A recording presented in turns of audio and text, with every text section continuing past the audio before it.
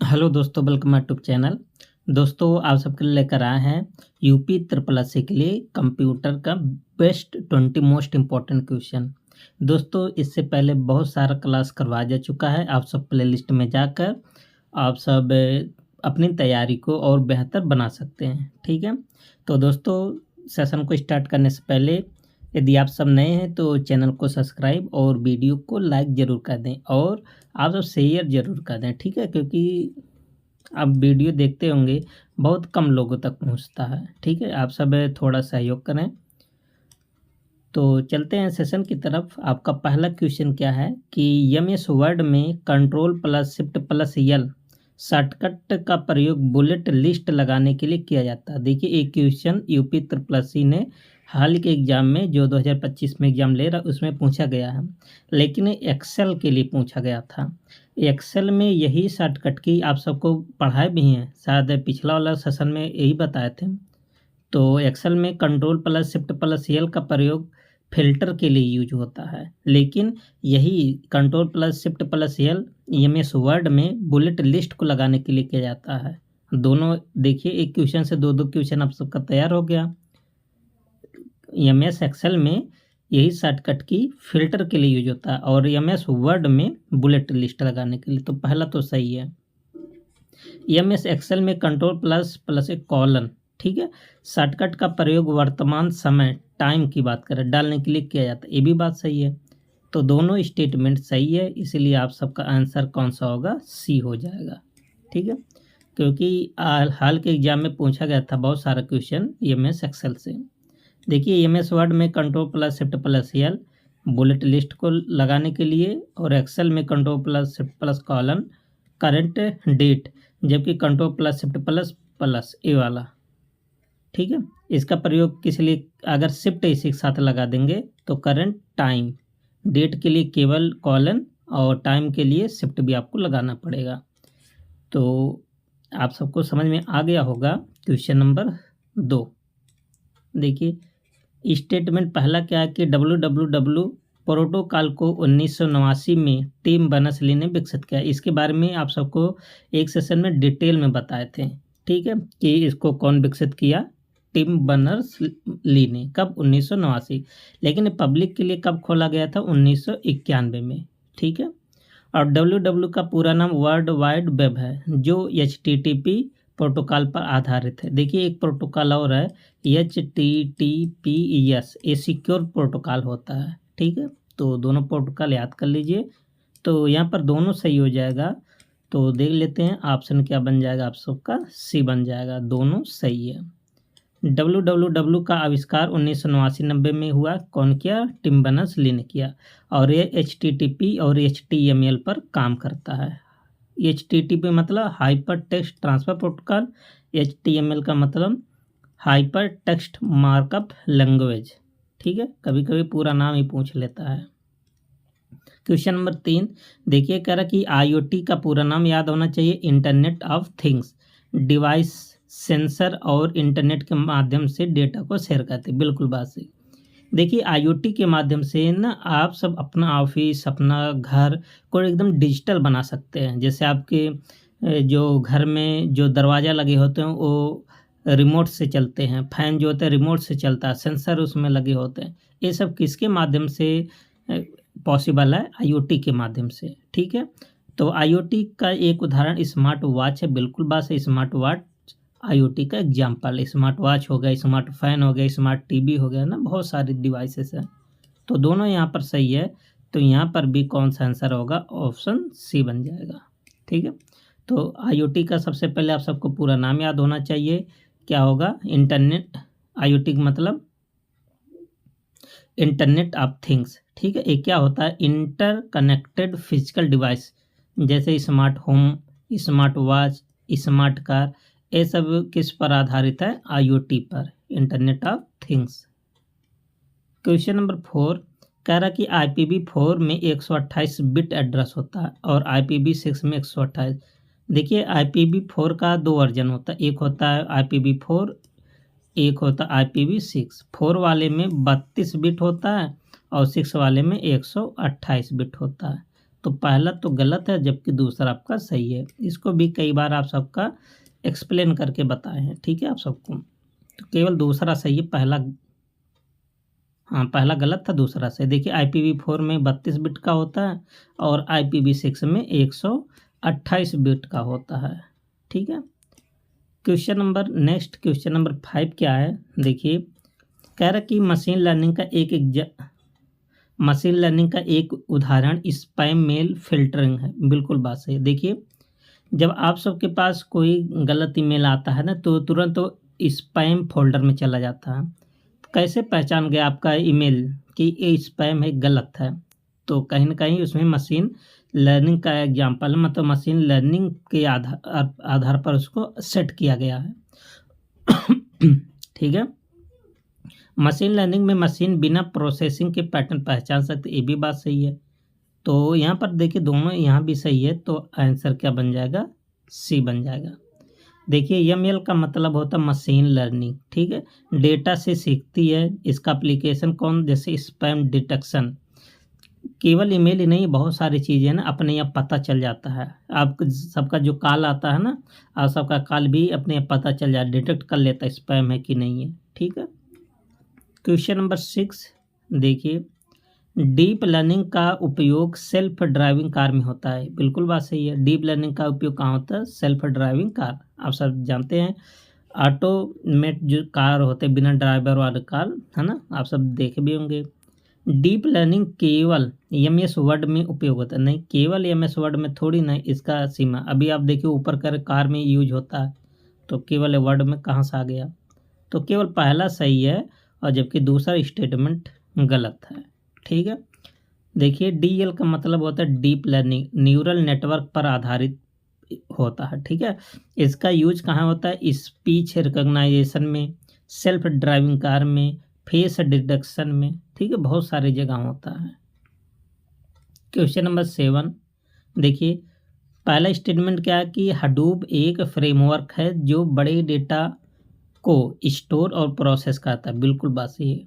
Hadoop आप सब में जो एग्जाम हुआ है हाल में 2025 में, हडूप से भी क्वेश्चन पूछा गया था, हडूप का लैंग्वेज शायद पूछा गया था, ठीक है।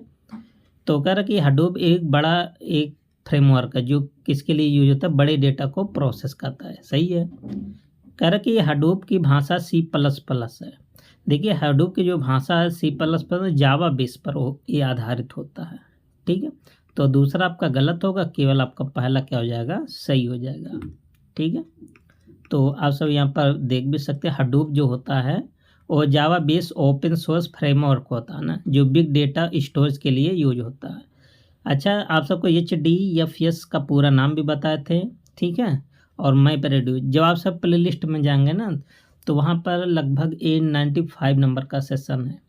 आप सोचेंगे कि हमें क्या 95 क्लास देखना? देखिए उसमें अधिकतर सेशन जो है लगभग 15 मिनट 20 मिनट का, से इतने कम समय में आधे घंटे का भी हो सकता है ना। लगभग बहुत सारे इसमें क्वेश्चन कवर है, आप सबका एक भी टाइम वेस्ट नहीं होगा, ठीक है। आप सब स्पीड में भी देख सकते हैं।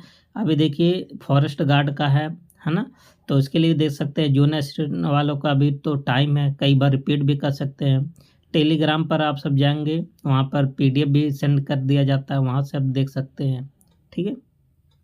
और आप सबको बता दें कि अगर UP GK और कंप्यूटर के डिटेल में नोट्स चाहते हैं, ठीक है, तो आप सब होम पेज पर जाएंगे, वहाँ से आप कॉन्टैक्ट नंबर मिलेगा, तो वहाँ से आप संपर्क कर सकते हैं, ठीक है। और जो नोट्स आप सबका होगा उसके साथ आप सबको बहुत सारा प्रैक्टिस क्वेश्चन भी मिलता है, और जिसके माध्यम से आप अपनी तैयारी को बहुत बेहतर बना सकते हैं। आप सब खुद ही जान सकते हैं कि कितने अच्छे लेवल का पेपर में क्वेश्चन आ रहा है। क्वेश्चन नंबर 8 कह रहा कि ईमेल भेजने के लिए, अच्छा ईमेल का पूरा नाम क्या होगा? इलेक्ट्रॉनिक्स मेल होगा, ठीक है। ASMTP प्रोटोकॉल का उपयोग होता है, ये तो आप सबको रट उठा होगा। सिंपल मेल ट्रांसफ़र प्रोटोकॉल, सही है। और ईमेल को रिसीव करने के लिए POP3 और IMAP ये भी होता है। देखिए भेजने के लिए एक प्रोटोकॉल और रिसीव करने के लिए 2 प्रोटोकॉल, है ना। तो POP3 मतलब पोस्ट ऑफिस प्रोटोकॉल, IMAP का मतलब इंटरनेट मैसेज एक्सेस प्रोटोकॉल। तो POP3 क्या करता है, ये सर्वर से डेटा को लोड कर लेता है और सर्वर से डेटा को डिलीट कर देता है, ठीक है। जबकि IMAP में कहीं से भी इसको एक्सेस किया जा सकता है, क्योंकि लोड नहीं करता और डिलीट भी नहीं करता। तो यहाँ पर दोनों स्टेटमेंट एकदम सही लिखा है, तो आप सब सी आंसर पर जाएंगे, ठीक है। क्वेश्चन नंबर 9 कह रहा कि AI का एक एप्लीकेशन गूगल ट्रांसलेट है। बिल्कुल बात सही है, आप सब आजकल समझ भी रहे हैं, जो गूगल ट्रांसलेट होता है उसमें AI भी यूज होने लगा, मतलब हर जगह AI प्रेजेंट हो गया, ठीक है। जो अच्छा से अच्छा मतलब बेहतर से बेहतर बनाने की कोशिश करता है। AI का उपयोग केवल गेमिंग तक से नहीं, केवल गेमिंग नहीं, मेडिकल होता है, ठीक है, एजुकेशन होता है, बहुत बड़ा फील्ड है AI का। तो पहला आपका सही होगा, दूसरा गलत है, ठीक है। देखिए AI जो है हेल्थ केयर में यूज होता है, चैटबॉट्स में आप सब जानते हैं, बैंकों में चैटबॉट्स लगे होते हैं, ठीक है। बहुत सारी कंपनियां चैटबॉट का यूज करते हैं, जो आप सब उसका सवाल जवाब कर सकते हैं। गेमिंग में यूज होता है, ट्रांसलेट में यूज होता है, रोबोटिक्स में यूज होता है ना, बहुत सारा क्षेत्र है। अगला क्वेश्चन नंबर 10 देखिए, कह रहा कि HTTP का पूरा नाम हाइपर टेक्स्ट ट्रांसफ़र प्रोटोकॉल है। बिल्कुल बात सही है। HTTPS secure version of HTTP होता है, मतलब इसके कहने का मतलब जो HTTPS है, HTTP का सिक्योर वर्जन है। यहाँ देखिए S का मतलब सिक्योर लगा, ये भी बात सही है, जिसमें SSL और TLS इनक्रिप्शन होता है। बिल्कुल बात सही है, तो यहाँ पर भी दोनों सही है, तो आप सबका आंसर बन जाएगा C। अब आप सबका इस टाइप का क्वेश्चन तो गलत तो होगा ही नहीं, ठीक है। देखिए HTTP web communication, HTTPS secure communication के लिए जिम्मेदार होता है, ठीक है। अच्छा, पोर्ट नंबर भी इसका बता दीजिए, क्योंकि पिछले सेशन में करवाए थे। इसका पोर्ट नंबर 80 होता है, इसका पोर्ट नंबर 443 होता है, 443, ठीक है। क्वेश्चन नंबर 11 देखिए, कह रहा कि नेटवर्क के प्रकारों में लैन, मैन, वैन शामिल है। बिल्कुल बात सही, local area network, metropolitan area network, wide area network, ठीक है। तो पहला तो सही है। कह रहा कि लैन, अच्छा लैन का उपयोग बड़े देश स्तर पर किया जाता नहीं, जो एक देश से दूसरे देश को कनेक्ट करने वाला नेटवर्क कौन सा है, वैन है ना। जो एक सिटी को दूसरे सिटी मतलब शहरों के बीच में कौन कनेक्ट करता, मैन। और जो मतलब लोकल स्तर पर मतलब छोटे एरिया में कवर करता है उसको बोलते हैं लैन, लोकल एरिया नेटवर्क, ठीक है। तो ये तो गलत है, शहर देश को कौन कनेक्ट करता है, वैन करता है।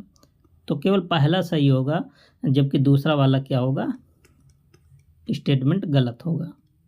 देखिए लैन लोकल एरिया नेटवर्क, ऑफिस हो गया, जैसे घर हो गया ना, छोटे एरिया को कवर करता है, ठीक है। और मैन क्या होता है, मेट्रोपॉलिटन एरिया, जो शहर को कवर करता है।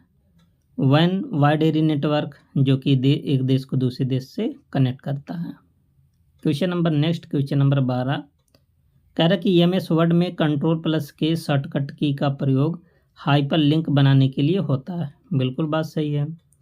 MS वर्ड में कंट्रोल+H का प्रयोग हेडिंग स्टाइल लगाने के लिए, क्या हेडिंग स्टाइल कंट्रोल+H से लगता है, तो आप सब बताइए। पहला तो आप सबका सही है, ठीक है, लेकिन दूसरा क्या हो जाएगा, गलत।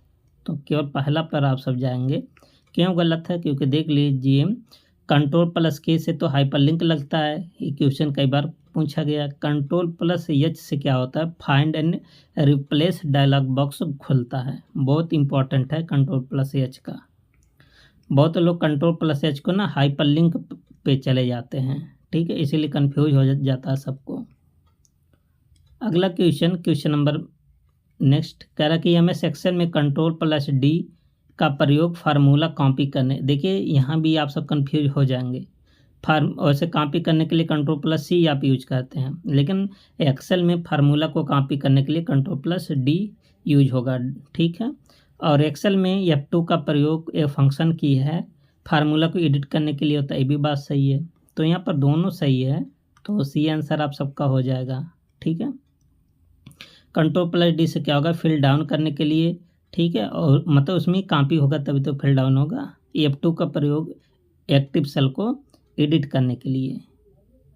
अच्छा, एक्टिव सेल क्या होता है, जैसे देखिए जब आप सब एक्सेल में वर्क करते हैं, इसमें जो आप सब काम कर रहे हैं, ठीक है, यहाँ ऐसे मतलब हेड हो जाएगा, तो इसी को बोलते हैं एक्टिव सेल, मतलब जिस सेल में आप काम करते हैं।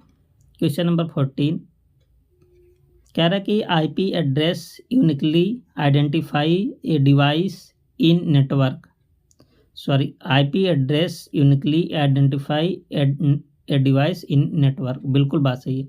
देखिए कोई भी नेटवर्क जो होता है ना, आईपी एड्रेस है उसका यूनिक होता है। जैसे आप सब अपना मोबाइल चलाते हैं ना, तो आप सब जैसे गूगल पे आप कुछ भी सर्च कीजिए तो एकदम मोबाइल के नीचे या कंप्यूटर के नीचे एकदम नीचे देखिए ऐसे लिखा हो 1101 ऐसे डॉट फिर 123 डॉट ऐसे आईपी एड्रेस ऐसे दिया रहता है। ये यूनिक होता है आईपी एड्रेस, ठीक है।